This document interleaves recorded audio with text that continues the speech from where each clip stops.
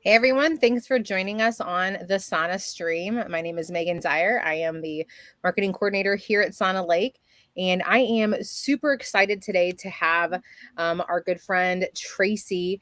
Tracy's going to be sharing with us her story, her testimony about how she began struggling with substance use disorder, and specifically how she got to be involved with xylazine. Tranq Dope is something that we haven't seen a whole lot of here in the Midwest, but is completely terrorizing the East Coast and leaving a lot of people with long-term wounds, and the death rate is terrible, and it's unfortunately something that doesn't respond to Narcan and some of the other treatments that we've been using.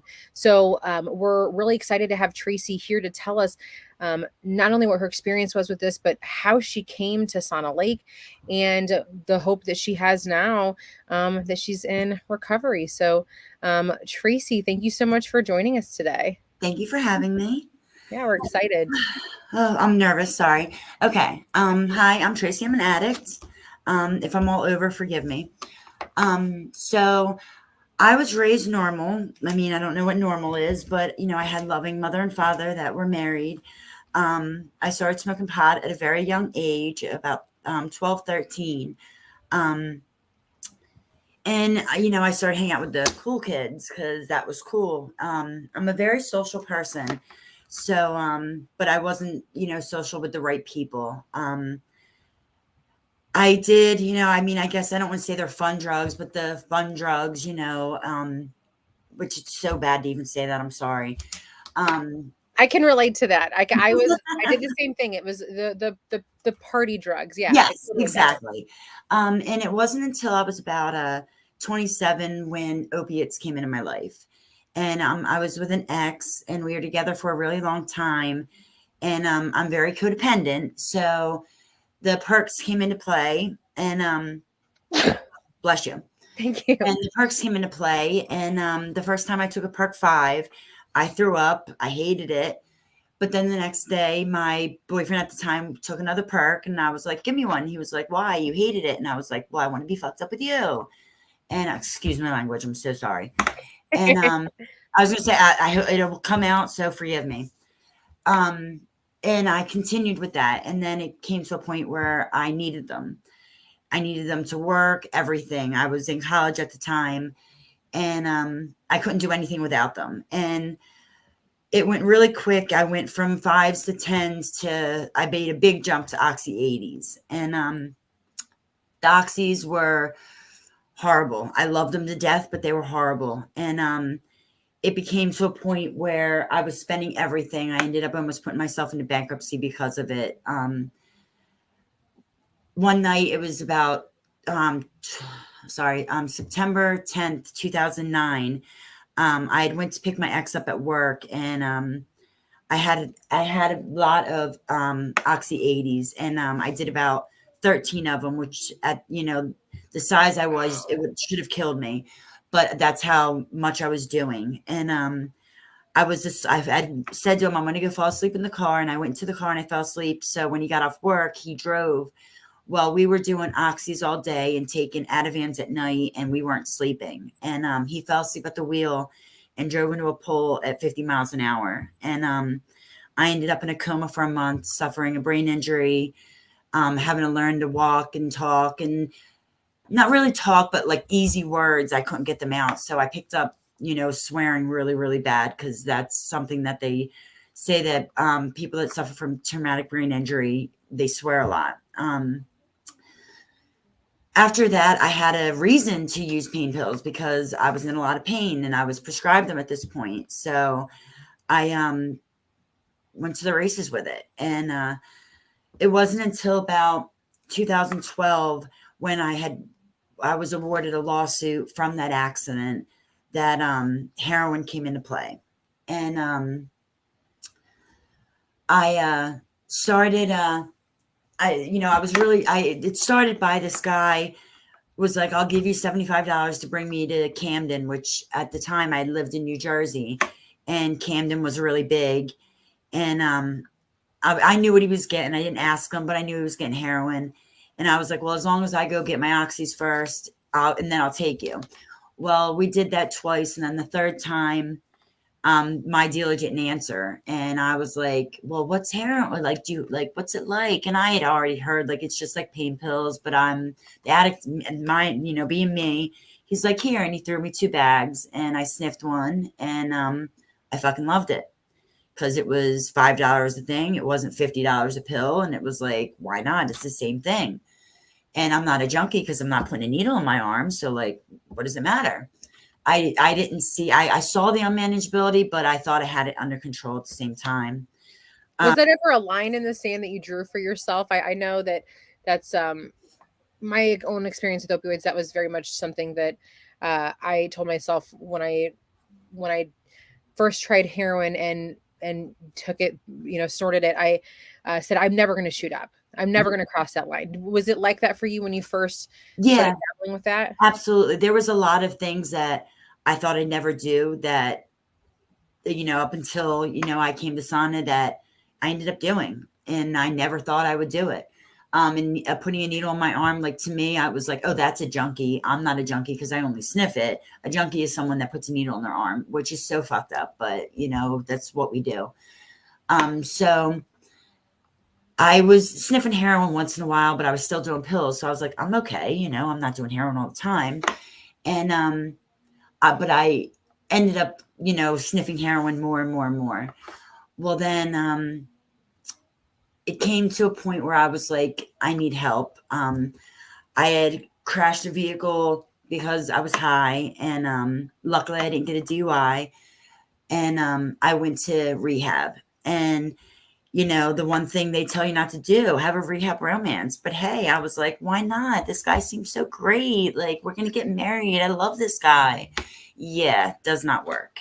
So I ended up getting out of rehab, and I was doing okay. I was smoking pot, but I was like, I'm not sniffing dope, so I'm good. Well, the guy that I, had the rehab romance with ended up getting high, and he got kicked out of sober living. And he called me, and I was like, oh, I'll come save you. And he came to my house, and we ended up living together. And from there, it got really bad. My mother got really sick, and I was her caretaker. And I slowly watched her die, and it crushed me because she was my best friend. And I'm sorry, I haven't dealt with it yet, so I'm like still processing it. But I kind of blamed myself because the doctor had said to her, we can't do anything more for you. We think hospice is a good idea. And I said to my dad, I'm like, well, let's call and see what they say. And the next day they came to the house, and they were like, she's a candidate. They took her off all her meds, and a week later she died. And having to take care of her. I'm grateful I did it, but I was high the whole time. I remember one time before I gave her medicine, I just went and got high, and I came in, and I didn't realize at this point I kind of have to go back, but I'll finish this first. I'd started injecting. That's why I said I'll go back. I'd started shooting dope, but she had pointed at my arm where I'd shot up X, and there was like a little blood, and I just was like, I'll be okay, Mom. And then I gave her medicine, and because it was like morphine and Ativan, it kind of just put her right out. But back to this guy that I had met, that I had this rehab romance with. He was shooting dope. And when we first started dating, I was like, you're not going to shoot. Like, you're not going to be with me if you're going to shoot. And that lasted for like a month and a half. And then Christmas, we went to Harrisburg, PA, where he was from. And he was like, well, I just want to shoot up once. And me, again, being the codependent chick I am, I was like, well, maybe if he sees me shoot up, he won't do it no more, because like, he loves me, right? Like, of course, like, that'll save, like, love saves fucking addiction. No, I ended up loving the needle the first time, the rush and everything about it. I hate saying it, admitting it, but it is what it is. That's my past. And there wasn't a day after that I didn't put a needle in my arm. And it was heroin at first. If anyone that does did heroin, they know it's like the color's different. It went from heroin to fentanyl. And I remember the first time I did fentanyl, and me and my ex, we would like take turns because we would literally like nod out, like, and almost like, I don't know if I was almost overdosing because I'd never overdosed at this time.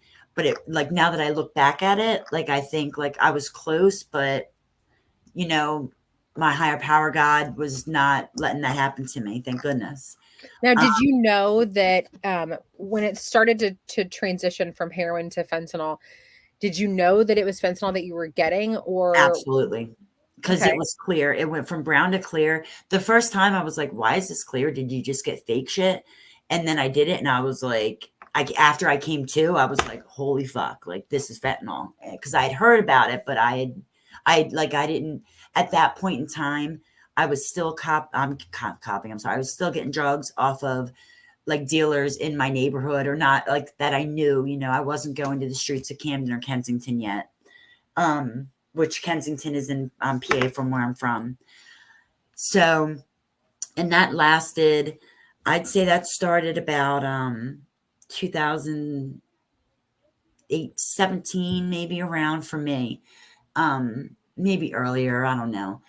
Um, and then the fentanyl lasted for a while. And then after my mother died, I lasted about a year. I was staying with my father because I was my mom's caretaker. So I was staying with them. And I stayed with him after that. Me and my ex were both living there. And it's kind of like, I don't want to admit it, but my parents kind of enabled me because they didn't want me to die. And my dad would say to me, he didn't know if it was my addiction or my brain injury. And it breaks my heart now thinking about it, the pain I put them through. But, I'm trying to do the living amends and do what's right for myself today. And, it's built me and my father's relationship amazingly. Um, so I went to rehab February of 2020, right before COVID. I went to North Carolina and I went for 14 days because, 14 days and not doing any work on yourself will work, right? And they were going to put me on Vivitrol, and the whole time, and it's messed up, but there was a person in rehab that had bought me cigarettes, and I was like, I'm going to get high. So I ended up selling the cigarettes and like making money in rehab. And the people were so nice there. Like someone was like, I'll pay for your luggage to get back to Philly. So all the money that I made, I was like, now I can go get high with. So when I came back, they had wrote me a script for naltrexone. And I was like, well, I'll just get high and then I'll take it. And the guy that I was with, he had went to rehab also. And he had gotten out of rehab and got high right away. It was the day before I had gotten out of rehab. I was jealous, this, that, and the third. But when I got home, he was like, where's your Vivitrol? They give you a bracelet. And I was like, oh, they didn't give it to me, but I got the shot. I'm good. He's like, well, you have naltrexone here. Take it. And I was like, I don't want to OD on naltrexone. Like, no. And he kind of like jammed it down my throat. And he was like, you're taking it. And so at that point, I'm like, well, then I'll just smoke crack because like that seems like a good idea. Because I'm that addict that will do anything. And so for 8 months, well, before I go there, we had started going to Philly before that time period, and we would just go there and cop in Kensington, and cop and leave. And I remember I would see homeless people and women selling their bodies and stuff, and like all those things that you never thought you'd do, you end up doing because I don't fucking know why, but the addiction is a bitch.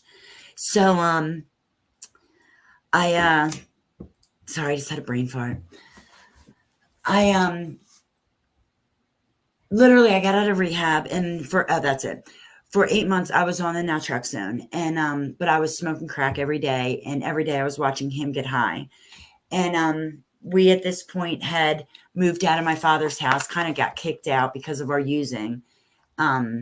And I was denying it, but he knew my ex was getting high. And when he didn't kick me out, he kicked my ex out. And being codependent, I'm like, well, I'm not going to let him leave. So we went and stayed at this horrible motel. And we were there, and we were going to Kensington every day. And the dope started changing from clear, like when you would hit it for someone that injects it, when the fentanyl, it's clear. When you hit it, just looks just like water.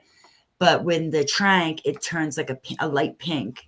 And in Philly, they kind of like snuck it into the fentanyl. They weren't saying, "Oh, it's Tranq." It was just really good fentanyl. Because And for a lot of people who may not be familiar, yeah, can you tell them what Tranq is? yes, Tranq is xylazine. It's a horse. I mean, I'm not sure if they use it for elephant. They had said back in Philly that they use it for elephants also, tranquilizer, to put them out for surgery, for euthanasia. Like I have some friends that work in veterinarian hospitals that they use that before they put the animals out. It's a sedative. You use it, it's not like a fentanyl or heroin high. It's like you're a zombie. You literally fall asleep. I kind of slept the past like 2 years away, basically. But I got addicted to it really, really quick, and I needed it. Like I would do fentanyl and I would be sick like 20 minutes later. It's a very, very, very strong drug. So they started sneaking it into it. And at So first, Tranq was a xylazine fentanyl mix. yes, at first that's how they like snuck it in. Because it was like it started out light pink, and then it got, as the time went on, it would get like more pink, and then it got like purplish. And at first I was like, it's what they're cutting it with. And being the addict I am, I'm like, well, I'm just still gonna shoot it. Sometimes it was rainbow colors. It was crazy, but I was still putting it in my body. I'd say about a month and a half, 2 months after I started shooting it, I started wherever I would hit, especially on parts of your body that has like thinner skin. I would get these bruises, and I didn't think much of it. But then the next morning I would wake up and my skin would, like, it was starting to turn like black. And I was like, what the fuck is going on? And then I would just go to a different spot. And I thought it was like, because I would miss, because at this point I was doing speedballs. So I was doing cocaine with the Tranq, but I didn't know it was that. I thought it was cocaine and fentanyl. And sadly, out in Philadelphia, they're putting bath salt in the cocaine. So it's crazy just thinking about the shit I did. And then the wounds started getting worse. And I didn't know what to do with them. So I was putting, not ibuprofen, Neosporin on it, like thinking that would help it. And obviously it wasn't. Then one day, I'd say about 3 or 4 months into shooting up this shit that I didn't know what it was, I was in my the motel room, and I was doing a speedball, and the whole rig, the whole needle, clotted up with one big blood clot. And I was like, oh my gosh, I'm dying. And I was like, Drew, you gotta, I'm sorry, I didn't mean to say his name. You got to bring me to a hospital. So he brought me to the hospital. And because of COVID, nobody could come in. So I go in, and they did a blood sample. And about like 10 minutes later, 3 doctors come running to me, and they're like, Tracy, you're septic. We need to give you a blood transfusion right now. And I didn't see the severity of it. I was taking pictures of the blood, like, oh, look, it's not cool. Like I wasn't in my right mind. So they gave me the blood transfusion, and I needed another one. So they moved me upstairs because they had given me the first one in the emergency room. That's, how serious it was, how close I was to dying. They moved me upstairs, and the nurse had came in, and this nurse looked at me like I was drug seeking. And I looked at the nurse and I said, your Oxy 80 wouldn't do anything for me right now. And I ripped the IV out, and I walked out of the hospital because I was so shamed, and like just the shame and guilt and the judgment. And sadly, I never went back to a hospital. I don't recommend that. If you're going through, using Tranq, please seek medical help, because I have a lot of damage that I caused myself from the shame and guilt that I'm going to have to take care of. I mean, I'm lucky I'm where I'm at today, but I still have stuff that I have to take care of that I'll get into in a little bit. So I had left, and I had went, at this point, I was still getting these wounds, and they were getting worse and worse and worse, and they were getting bigger. And I'll show you like one side of my arm. It's embarrassing, but it is what it is. Like, that's like the whole part of like, it was all dead skin. And I was so embarrassed, and I didn't know what to do. And I didn't even know that it would cause amputation at this point, but I just was like, it hurt. I would wake up every morning in so much pain from my skin dying that I would get high and I would start cutting off the dead skin myself. And it sounds absolutely insane. Like, I mean, I'm grateful I did what I did for myself because I would have been amputated, but it makes me nauseous just thinking I did this to myself. So I started cutting it off, but I was still sadly injecting into the same spots because I didn't want that to happen in other spots, which is a very common thing that I've noticed when I was out in Philly that, everyone does, because, you see it happening one place. If you do it somewhere else, you don't want it to happen there. So you continue doing it in the same spot. So I would still inject into it, but then it would it would go deeper, like killing my skin. And that's what's causing them to have to amputate, because it burrows into the bone, and they're now finding out that it's causing bone diseases. And this is So specifically the xylazine, right? Like yes, I don't know. I don't, from my understanding, it's not super common to have that level of necrosis, I believe is the word, but with like yes, heroin or fentanyl, right? no, It's the xylazine that's causing hmm the skin to literally rot. Did you yeah, know anybody that had maybe wasn't as fortunate as you that lost limbs or had other serious complications? absolutely. There were people out there that because in Philadelphia, I mean, if you don't know, it's an open air drug market. It's horrific. You go there, there's about 60 blocks where basically on every corner they're selling some type of dope, some type of crack, meth, whatever drug you want, you can get. It's very sad. It breaks my heart. Um, and the homelessness around there is crazy. People will just sleep on the sidewalk. There's like tent cities. I mean, it's horrific. The it breaks my heart thinking about it that I let myself get to that. But so I don't even know where I was at. Sorry. I think Um, you had mentioned about how you had been caring for the wounds oh, thank you, yourself. thank you, thank you. So finally I was getting drugs. This was before I was still living in this motel, and I was going, and there was these two spots that had like the best dope, which now I know was the xylazine. And so of course I was going there. And there was probably about 50, 60 people waiting for these dealers to show up because it had gotten so hot from the cops. Like, the cops really don't mess with the drug dealers. They more mess with people that are out with guns and killing people. But of course, they have the jump out boys that, they do go out after the dealers. And this one spot, because the xylazine was so, everyone wanted it, that they would have like everyone, like there would be times where I'd wait there for like an hour for them just to get this, certain drug. Like in Philadelphia, like everyone names their shit. Sorry. And they would drive up, and then they would serve everybody, and then everyone would leave.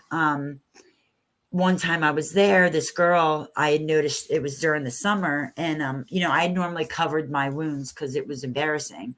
And I saw this girl had them, and I was like, what are you doing? And she was like, oh, I got skin grafts, but you can go to Prevention Point. And Prevention Point is a needle exchange in Philadelphia that also has a wound care that they just recently opened because of the xylazine.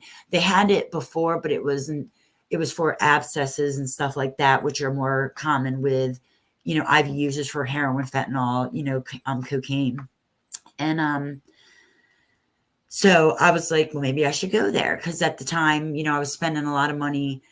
I didn't want to spend the money on taking care of my arms, but I knew I had to. But so once I knew I could get, help from them with products to take care of my arms, I went there. And the first time I went there was the first time I found out about xylazine. Before that, I had heard that they were cutting it with meat tenderizer. And being as bad addiction as I was still using it. Like I think of it now and it's just craziness that I'm like meat tenderizer and like, hey, let me continue putting it in my arm.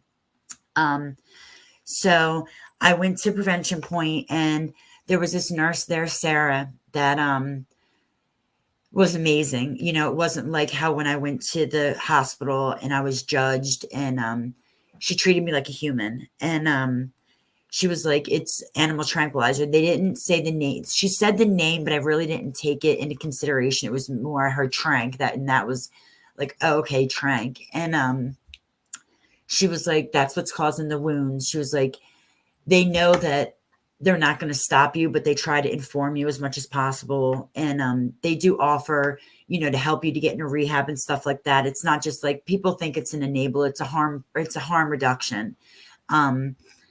So they were trying to help us, you know, just get information out. And so she would help me. She would debrief my arms. And at this point, I was already cutting the black stuff off my arms. And she was like, holy shit, Tracy, like, I can't believe you're doing this yourself. And I was like, and I explained to her what had happened to the hospital. And she was like, this is why I do what I do, because so many people won't go to a hospital because exactly what you're saying, because of the judgment.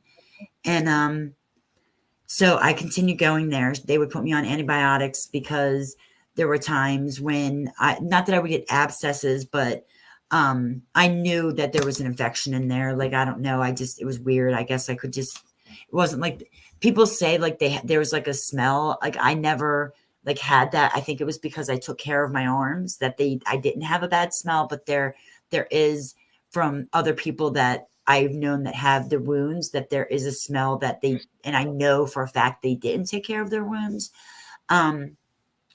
So at this point it was kind of like just, you know, maintaining. I was taking care of my wounds. I was still getting it was going deeper and deeper. My right arm, because of me cutting them and I didn't know what I was cutting, I ended up cutting a tendon in my right hand. And I now have damage that I have to get a tendon from my leg put into my arm so I can be able to write again, be able to move my hands like that. I can't really do that. It's embarrassing to even show having to move it. And I have this arm's pretty good because I had stopped injecting into my left arm last year, right around this time. My friend was like, well, maybe you should stop shooting in that arm and see if it starts trying to heal. And I was like, okay, well, I'll just shoot in the other arm. That sounds like a good idea. And my right arm, it kind of has like a slight indent because I let it go further and further. I lost more skin, muscle, whatever. I'm not a doctor, so I couldn't tell you. I shouldn't have been doing what I was doing, but I kept on cutting it. And I just kind of thought it was normal. There's another thing that comes with injecting it that it's kind of called dead hand. Your muscles end up like my hand was kind of like this at one point. It's starting to come out because when I came to sauna, they like blessed me with getting me an arm thing. I had never had one before I came here. But I have to do physical therapy yet. I'm kind of just working on my recovery now. I haven't even worked on getting my arm right because I don't want to. I want to, but I need to completely embrace myself with recovery right now because my head's crazy sometimes. So I was, like I said, I was maintaining and I was going to Prevention Point and getting the help from them. But it wasn't until I was evicted from the motel I was in. I kind of took advantage of the government with COVID and they weren't allowed to evict you. So I was like, I'll take advantage of that and not pay rent being the addict I was. And once, you know, it came back to that they could evict you, I was evicted. I'm lucky that I had a friend that let me stay with them. And my ex had went to rehab and he left rehab AMA and he didn't tell me at this point. We were together for about 8.5 years and I was like heartbroken. Why wouldn't you tell me? And he went back to Kensington and was there for about a week. Well, obviously I was still going every day to cop and I went there one day and I was like, I'm going to look for him.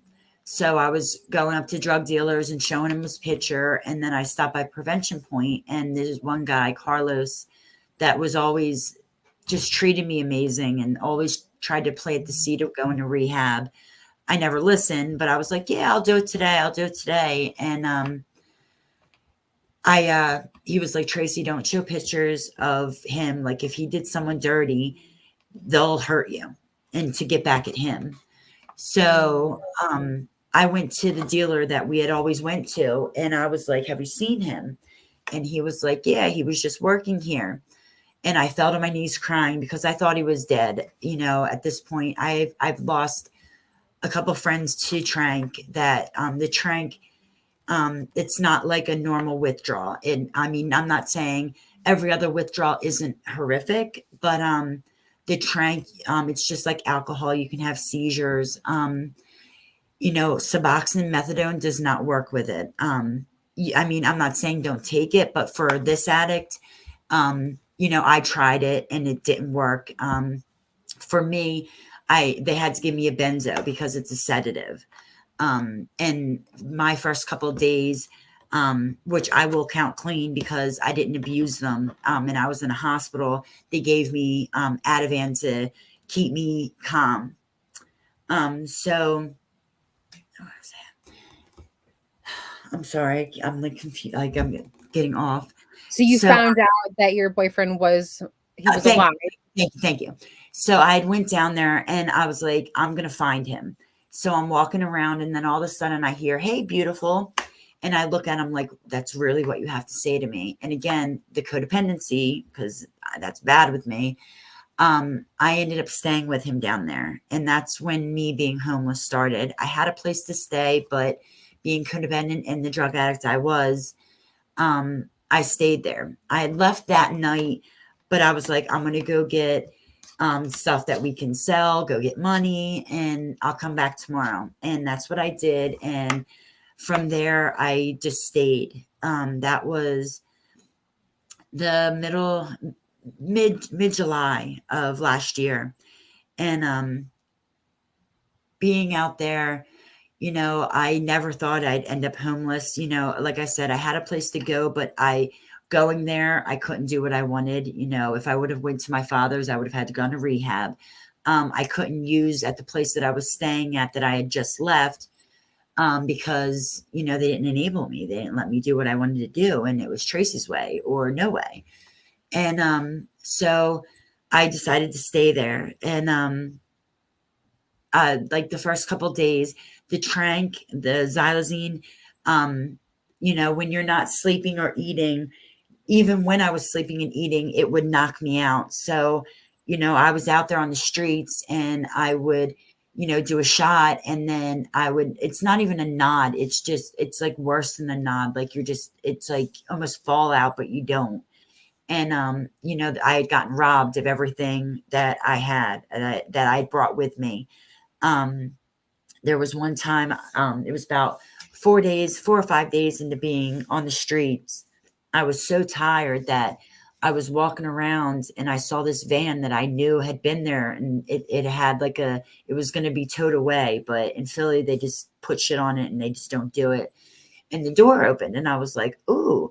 So I like got into the car and I was like, I can sleep here. So, I got into the vehicle and I slept, and, the little bit that I had gotten, because I had been robbed like maybe a day before that, but I collected a few things from being out there from people that were absolutely amazing and come out and help the homeless. Had gotten robbed at, and my drugs and everything I had from that, from being in that vehicle. Um, from there, you know, I honestly, you know, the first couple of weeks from the sleep deprivation, you know, I remember things. I kind of like try to think that they're not true, but I know they are. It was more towards the end of the 8 weeks I was out there. I had a guy, because, you know, you just meet random people, and this guy was like, I'll smoke crack with you. And I'm like, sure, let's go smoke crack. And we're walking, and I'm not thinking he's going to bring me anywhere. I'm just figuring we're walking away from people. So, no one will try to bug us, try to smoke or like, ask for anything. And we like walk past this place, and he tries to like grab me and pull me in.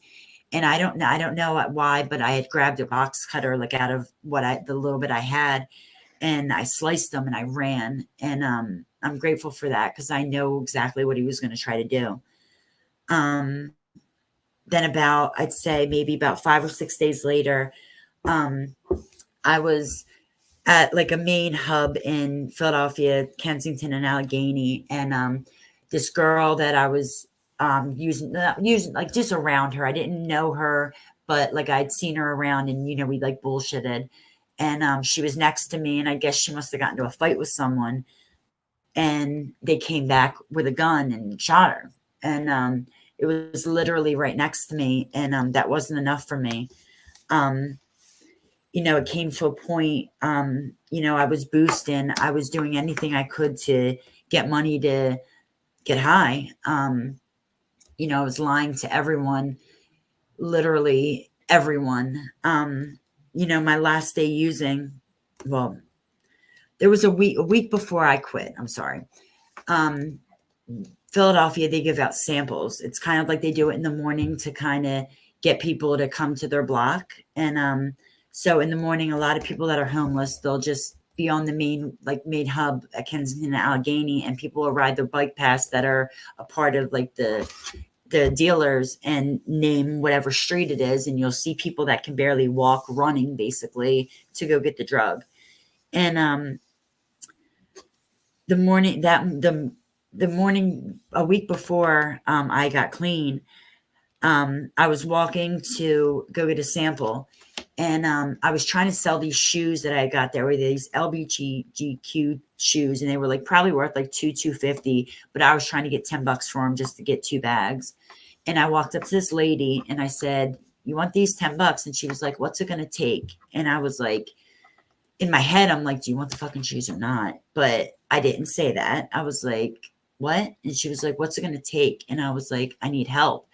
She was like, "I'll take you to detox right now." And I'm like, "Well, I got to go get a cigarette, so I'll be right back." And I was going to go get the sample, of course, because who goes to rehab clean? And, she was like, "I'll buy you a cigarette." And at this point, being the person I am, I wasn't going to be like, "F you, I'm leaving." I just jumped in her car, and she brought me from Philadelphia to New Jersey. And, this was when I went into the, emergency room.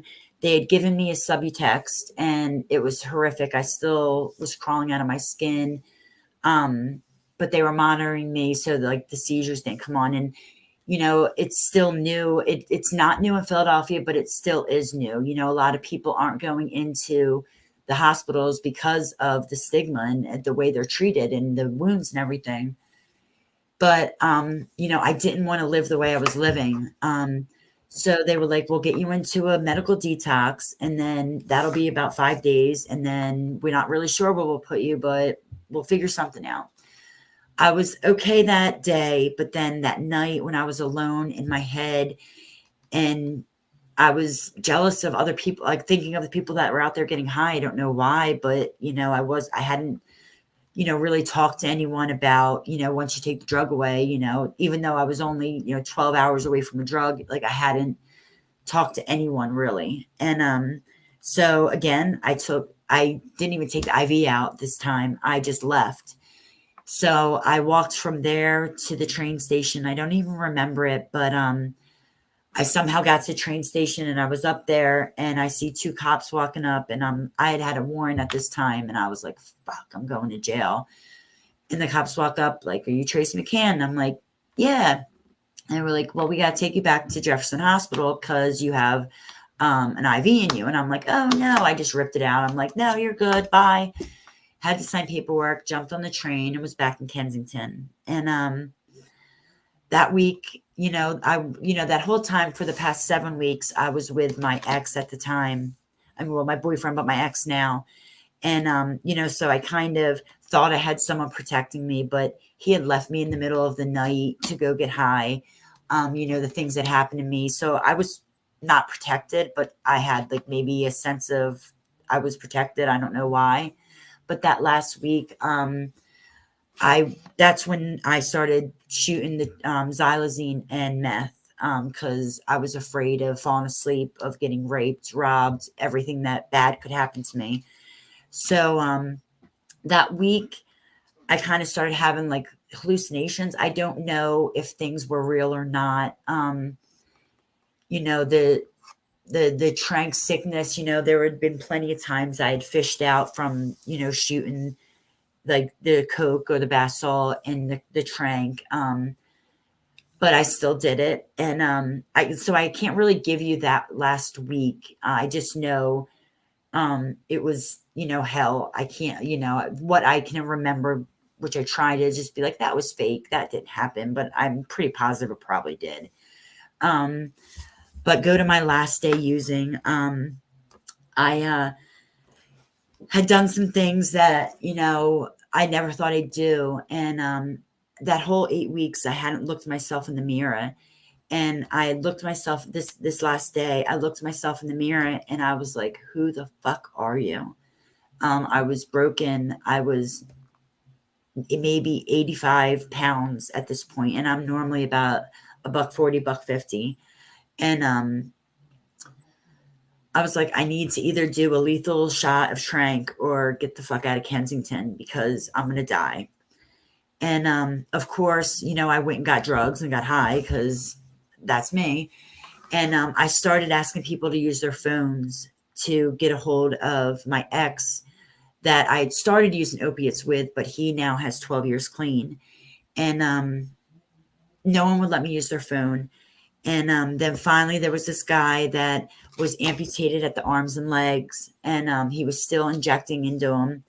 And I was like, "Can I use your phone?" And he said, "Of course." And I was like, "I got to get out of here." He said, "There, use it, however much time you need."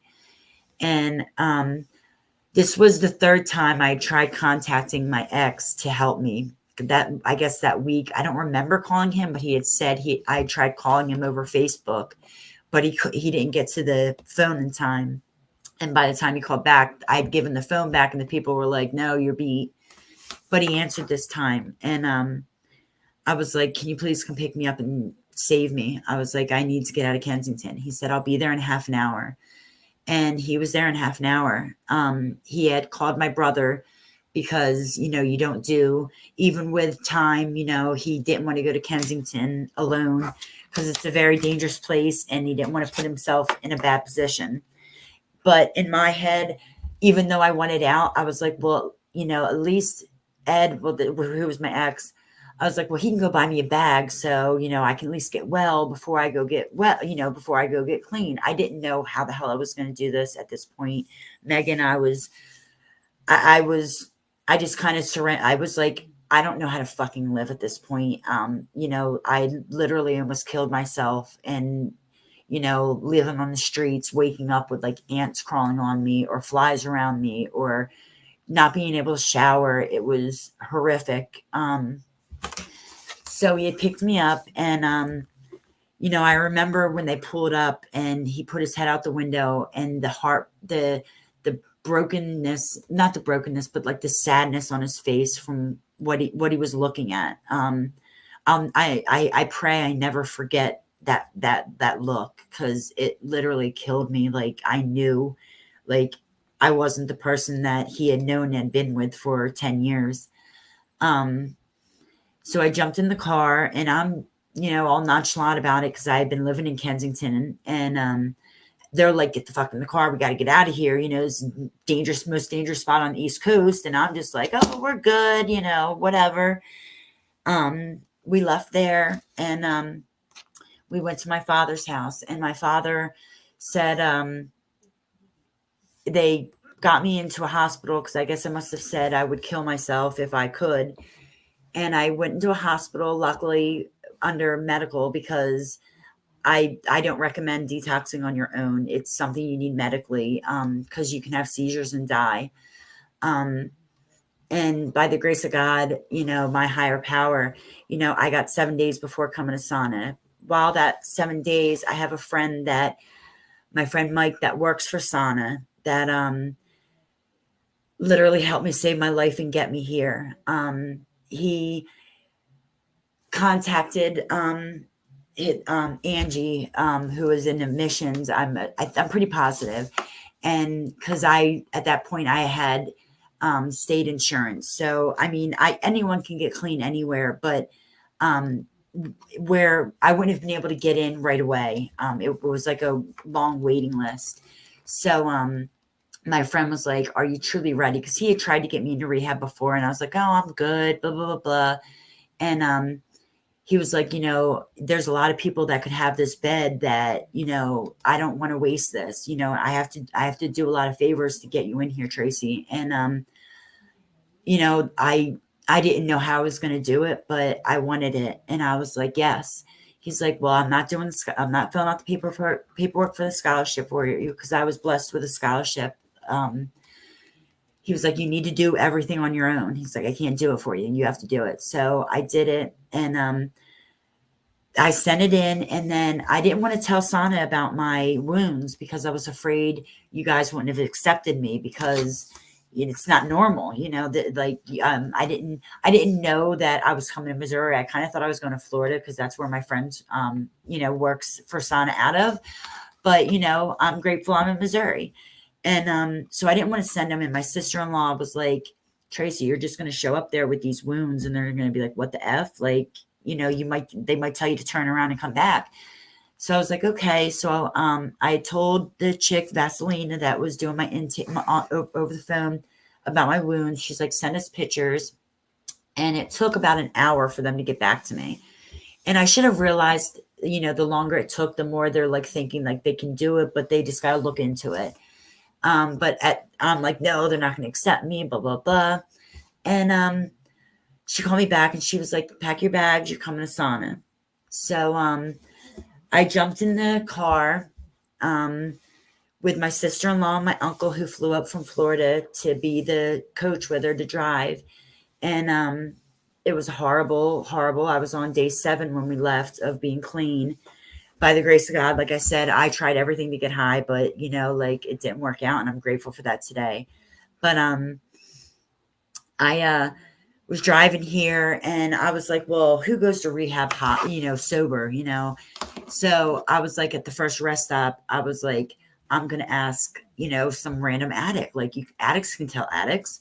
So I must have had like a bad look on my face or something. And my sister-in-law was like, "What's up, Trace?" And I was like, "Nothing, just go away from me. I got to get some drugs. Like, I'm going to rehab. Like, I'm going. So, like, I need to get high." And she looked at me straight in the face and she goes, "That's not normal." And I just turned around and was like, "Fuck you." Because to me, it was normal. That was my lifestyle for so long, that it was normal walking up to someone and buying drugs or whatever. I wasn't around normal people. So I came to Sana, and from the door, like, I absolutely love and adore you guys. From the door, Betsy had welcomed me from admissions. And every rehab I had been to before, because this was my 7th treatment center. Yes, there had been a couple addicts working, but like, there wasn't as many as Sana, and that can relate, and that for me gave me hope that I could do it. And from the door I walked in, and the admissions that probably should have taken like 20 minutes took like an hour and a half with Betsy, because like, I just like word vomited on her, and she just made me feel welcome. I was scared to crap, and but I was like, "I'm gonna do this." And the nurses, the MCSs, I mean, literally everyone, believed in me when I absolutely didn't believe in myself. I didn't know how I was going to do this, what I was going to do, if I was going to stay in Missouri. I wasn't considering sober living. They had said it in previous rehabs, but I was like, "You don't know me. Like, I'm going home. I can do this. Like, forget you." But at this point, I knew I didn't know how to live, and people that had clean time, that were working in a treatment center, were telling me things that I should do. And I knew I needed to listen, because listening to my own head had gotten me to being homeless and at this point, at my end, I was sticking a needle in my neck because I didn't want to put in my arms anymore. So I started injecting in my neck. And I know it sounds fucking crazy and I could have died. And I'm grateful that God spared me because I should have. So I came into sauna and I don't know, am I like, is this right? Like, is everything going accordingly? Yeah, no, you're good. You're good. Okay. And I came into sauna and I went to all groups. There were some that I didn't want to go to that, I went anyways. And I remember after because like I said, I was scholarshiped about after like 3 weeks, I was like, I'm ready to go to sober living. I figured I was going to go to sober living and stay in Missouri because I couldn't go back to Philly. And I remember talking to Janie and I was like, I think I'm ready to go. Everything's becoming repetitive. Da, da, da, da. And she was like, but do you really think you're ready to go? And I was like, And I'm learning that repetitiveness, we need that, and so I was like, no. And I had shared my timeline, and right that later on that day, Janie had brought me into her office, and she was like, we want to offer you another 15 days. And my head was screaming no, and I was like, yes. So I took the extra days, and I kind of just did everything opposite of how I was living before. I remember when I came down from detox and into residential, and I walked in, and everyone was at lunch, and everyone like stared at me, and I was like, "Where the f am I? Like these people are crazy." And this one girl reached out to me and kind of pulled me out of myself, and I was like, I'm going to do that for people. I don't want people to come down from detox and feel alienated or not welcome. And so for me, it was, trying to help people that came down from detox to feel welcome. And that's one thing that a lot of people have told me, you made me feel welcome, and it helped me. And it helped me myself, to meet more people. And because I literally came out to Missouri, I didn't know anyone here. I was dropped off in the middle of the boondocks, what it felt like to me, with no one. I felt very alone. Did you have a question? Hmm. Okay, sorry, No, sorry. you're Um, so after that, they had told me I had met my peer, and I know Jen doesn't work. She was a trauma therapist that really helped me get through a lot. But I had met my peer, and which is Ashley, and that woman has helped me more than you could even imagine. She's helped me get through a lot of stuff.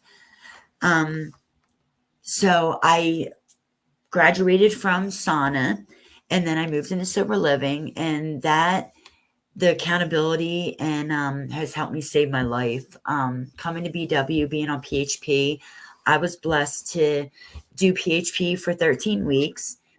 After like 8, I was like, I don't want to do this no more. Like, put me to IOP. I'll still do PHP, but like, I'll be able to leave when I want. But it was like, really? So I stayed on it, and I'm glad I did. I literally just got on to IOP this week.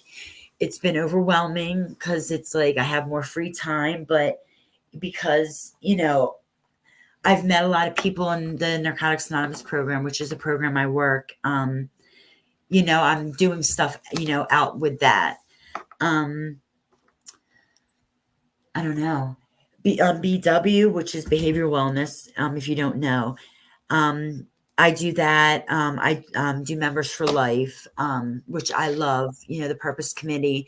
I don't go to every single event because there are sometimes some NA things that are on Saturday night also. But, I normally always show up to the Purpose Committee on Tuesdays. It kind of gives me, more, outreach for more people in my network that have, a lot of people in the Purpose Committee have more time, and they want what I have. They have what I want.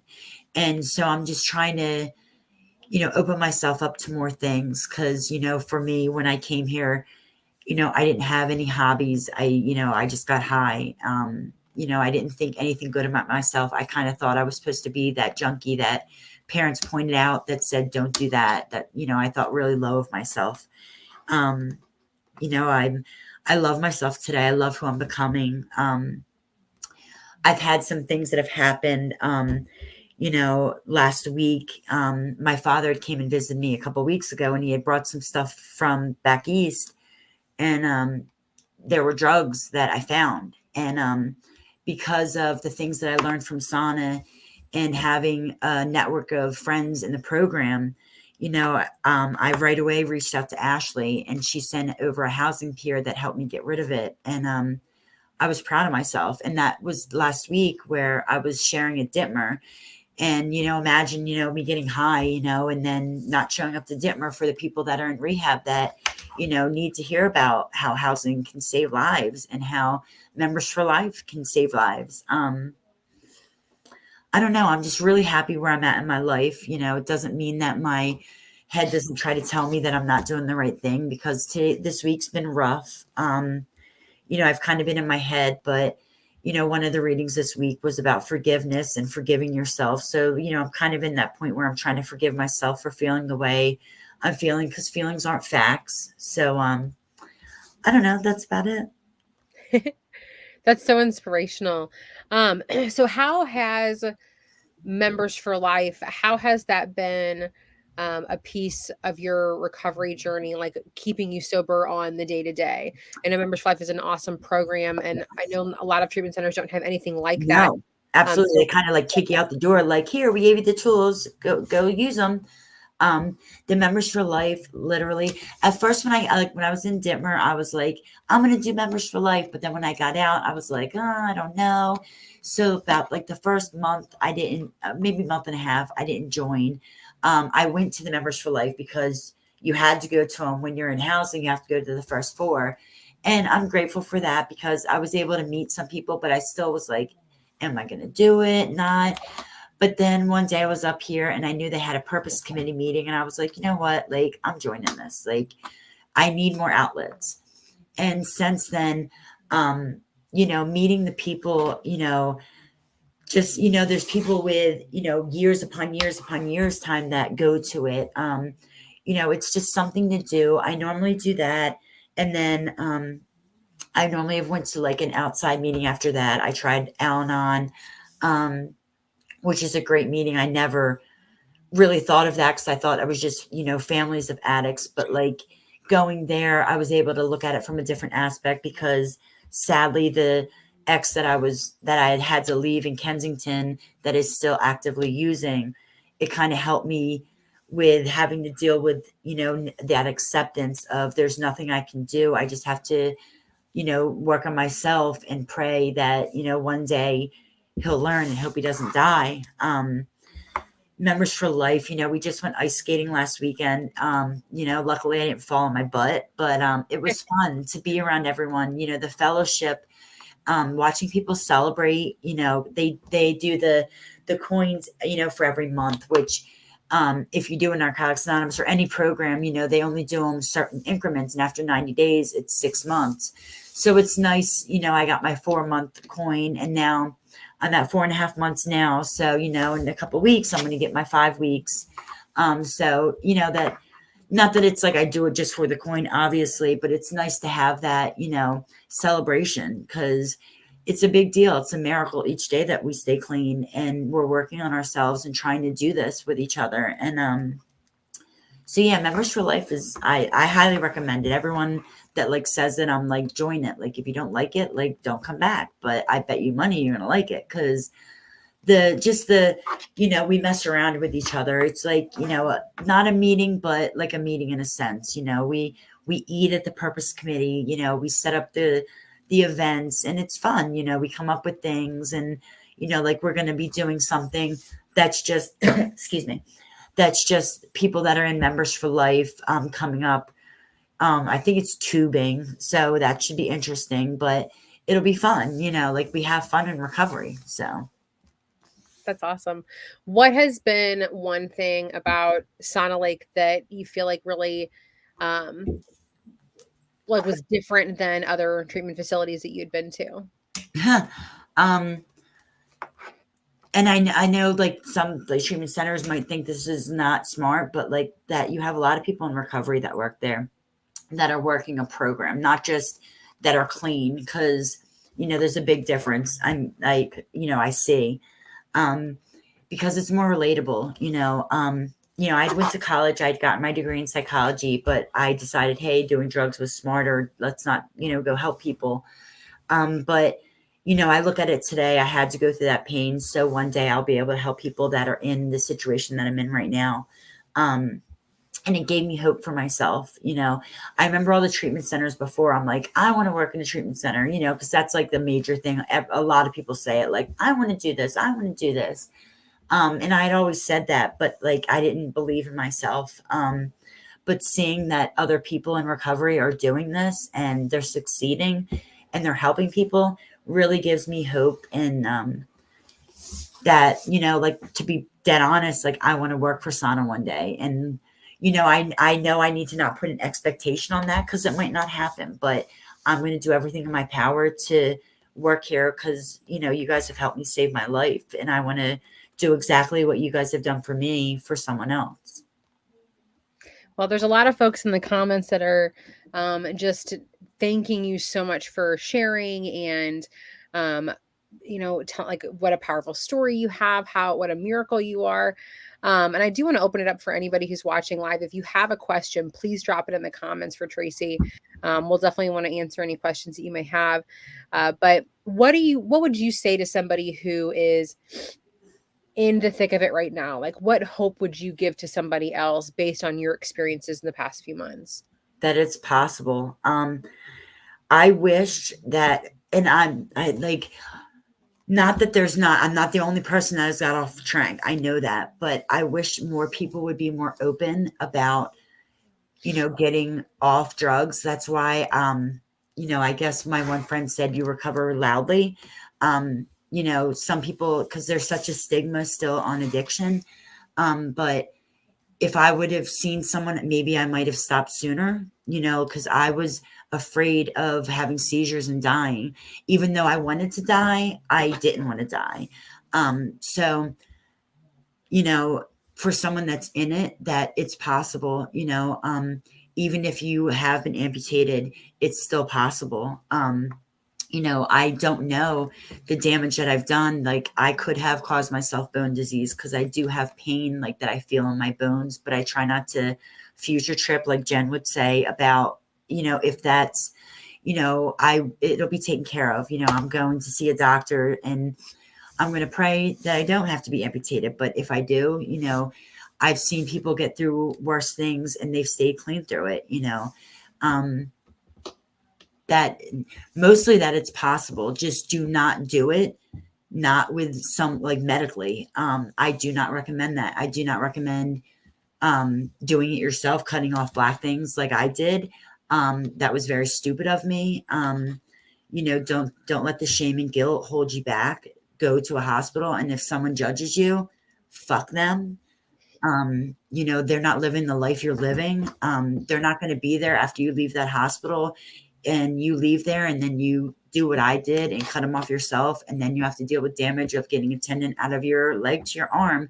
And it's going to be very painful. And I'm going to have to take pain medicine. And that's why I want to put that off, because I'm afraid of that. I don't want that to bring me back. And, sometimes I think, like, I don't know if I'll ever get it done, because I don't know if I can ever have pain medicine in my life. And like the doctor said, you might be able to do it with ibuprofen, but that's not something we recommend. And so I'm kind of just, don't think you can't do it, believe in yourself. I know it's really hard, because I mean, for me, it was, I remember being out there and I was like, God, just show me signs. Like, what do I need to do? And, I was being shown signs, but I was ignoring them and just continuing to do what I was doing. And, for me, it was just, I genuinely don't know. I just was sick of the life I was living, and I knew I was better than it. And, I'm grateful that I just finally chose myself. I can't say what someone's got to go through to get to that point. I pray, they don't have to go through the things I went through, because, I have scars that I have to look at. And there's days where I'm proud of my scars. But then there's days where I look at my scars and I know there's judgment from people that, some people say like they think they're burn marks, but some people look at me like, what the fuck's wrong with you? And that makes me feel bad about myself. But it's like my one friend said, like, you're alive, you still have your arms, like, be proud of those scars. Like, those are something to show people that it's possible to get through this. It might not, the way I went through it and did it wasn't smart, but like, just because you have scars doesn't mean you're any less or any more. It's your story. Everybody who has gone through addiction and come out on the other side has scars. I think the only difference is you may not be able to see mine, you know? So girl, don't wear them proudly, because that's your testimony. And you know what? It's almost that, I think it is a blessing in a way, because somebody seeing me walking down the street may not, they can't see my scars, where yours might start up a conversation. That could be the sign, something, that somebody else sees. It might start up a conversation for you to be able to speak hope to somebody else and help them start down the path of recovery. You never know how God can use those. So Yeah. so don't be ashamed of them. We do have a question. I believe this is probably a first responder, I'm assuming, but he says, this is from Charles. He says, is there anything that a first responder can say to get someone to take the first step to recovery? What would you suggest if someone's an EMT or a paramedic, or a firefighter, or a cop? What would you suggest for them to say to someone who might be in the position you were in? Ugh. Okay. I just because I've been in that situation where my ex had like overdosed, and the paramedics came and they were like trying to help him, and he was like, no, I'm good. I wish there was one word I could say that would work, but letting them know that, like, you have seen someone, that there are people out there that can get off this trank. It's possible. I mean, a lot of people, and I know like in St. Louis and other places around the country, don't know that the withdrawal from it and what can happen from it, because the drug dealers aren't telling you, oh yeah, you do this, you're going to have a seizure if you come off of it. That was something that was like trial and error that people had to learn out in Philadelphia. So and even if we all know, like, if we do heroin, we can overdose, but we still do it. Like, I can't really say. I know for me, like, it was just everything that it caused, like letting them know if they don't have wounds, like they can be amputated. And it's like, but we hear that stuff, and it's like, for me, it was like, that won't happen to me. Like, I wish I could give you one thing to say. Just letting them know that it's possible, that you don't have to hurt. Like, it's kind of just like any drug. Gosh, I wish I could tell you like one thing and like that would work, but like, it really just depends on that person, like where they're at. Cause we're addicts. We're gonna do what we're gonna do. And there's nothing that someone can tell us to get us to stop. I wish there was, but there's not.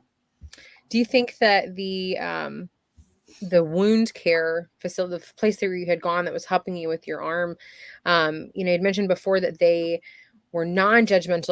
It was a stark difference from the experience you had at the hospital, where you felt the stigma and the shame, and they were educating you. Do you feel like that would be a good approach for first responders to be? Absolutely. Yeah. That's one thing. I know everyone has their own, feelings about addiction.